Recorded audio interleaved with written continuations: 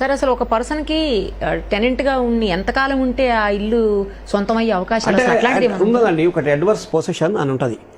Adverse possession అంటే నీ ఇల్లు నీదైనప్పుడు ఒక వ్యక్తిని నువ్వు 12 సంవత్సరాలు ఎందుకు ఉండనిస్తావు? నేను కామన్గా ఒక క్వశ్చన్ అడుగుతా అంటే ఆ 12 ఏళ్ల బట్టి నీకు ఆ ఇల్లు మీద అవసరం లేదా? నీకు లాజిక్ అనమాట. నువ్వు భూమి కొన్నావండి, నువ్వు భూమి కొన్నావు, అగ్రికల్చర్ ల్యాండ్ కొన్నావు, ఒక 5 ఎకరాలు కొన్నావు, నువ్వు చేయవు ఆ వ్యవసాయం, కౌలుకే ఇచ్చేస్తావు మొత్తం. అంటే నువ్వు కౌలు తీసుకోవడమే నీకు ఇంట్రెస్టా?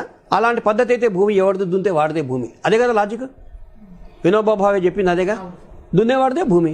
అవును, నీదైతే నువ్వు దున్ను, నువ్వు ఎందుకు దున్నావు? మరి నువ్వు దున్నకుండా వాడికి ఎందుకు ఇస్తావు దున్నటానికి? అంటే దున్నే పరిస్థితుల్లో ఒక్కోసారి ఉండొచ్చు, ఉండలేకపోవచ్చు. ఉండలేకపోతే వదిలేసే భూమిని ఎందుకు? నీకు దున్నేవాడు దున్నుకుంటాడు, చట్టం అదేగా చెప్తోంది. మరి అట్లాగే ఇల్లు కూడా, ల్యాండ్ ఇది కూడా అంతే.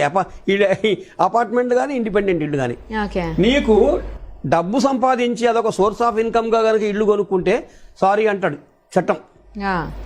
అర్థమైందా? ఉంటే నువ్వు ఉండు, ఎంజాయ్ చేయి.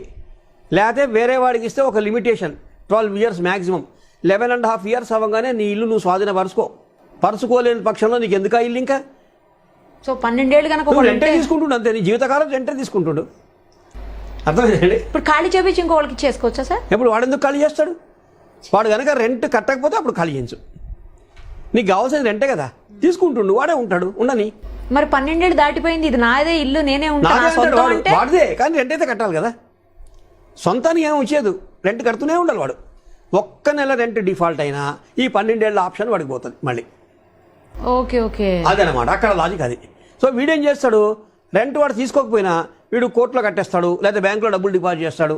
వీడు మాత్రం నా దగ్గర డబ్బులు లేవని చెప్పే ఆస్కారం వీడికి ఉండదు, కడుతూనే ఉంటాడు రెంట్. హైదరాబాద్లో ఇప్పుడు ఓల్డ్ సిటీలో కొన్ని ఇళ్ళు ఉన్నాయి, ఈ రోజుకి ₹5 రెంట్ కడతారు. ₹5 రెంట్. వక్ఫ్ బోర్డు ఉంది, అది వక్ఫ్ బోర్డు అని. మన దేవాలయాలు ఎట్లా ఉంటాయి అట్లా వాళ్ళవి, అవి మస్జిదులు అవి ఉంటాయి కదా వక్ఫ్. ఆ బోర్డు వాళ్ళ ప్రాపర్టీస్ కొన్ని 100 ఎకరాలు 1000 ఎకరాలు ఉన్నాయి ఓల్డ్ సిటీలో. వాళ్ళందరూ ఏం చేస్తారు, చిన్న ఇళ్ళు, షాపులు వీళ్ళకి రెంట్కి ఇచ్చారు. ఇప్పటికి 50 ఏళ్ళు అయినాయి. వీళ్ళు కట్టే రెంట్ నెలకి ₹5. వీడు ఏం చేస్తాడు, వక్ఫ్ బోర్డుకి వెళ్ళి ఆఫీస్లో ₹5 కట్టి రసీదు తెచ్చుకుంటాడు. ₹5 కట్టి రసీదు తెచ్చుకుంటాడు. అట్లాంటి వాళ్ళు ఇంకా నాకు తెలిసిన వాళ్ళు బోల్డ్ మంది ఉన్నారు అక్కడ ఓల్డ్ సిటీలో. అలా అనమాట. 12 ఏళ్ళు దాటితే ఏమవుతుంది, లాజిక్ చెప్పాక నేను. అంటే చట్టం ఏముంటుంది, కోర్టులు ఏమంటే నీకు నిజంగా బహుశా అవసరం లేదేమో నీ ఇల్లు, you are more interested in getting rent, so you keep on getting rent, that's all. అది ఓకే సార్. అలా కాకుండా ఒక 12 ఏళ్ళ నుంచి నేను ఉంటున్నా, లేకపోతే 20 ఏళ్ళ నుంచి నేనే ఉంటున్నా, ఇంక ఇల్లు నా సొంతమే అని చెప్పేసి కోర్టుకి వెళ్ళే అవకాశం ఉంటుందా? సొంతమైన ప్రసక్తి ఉండదు. నువ్వు ఉండొచ్చు, పర్మనెంట్ గా ఉండొచ్చు, అది ఓకే. సొంతం అనే క్వశ్చన్ అయితే permanent tenant, you are a permanent tenant.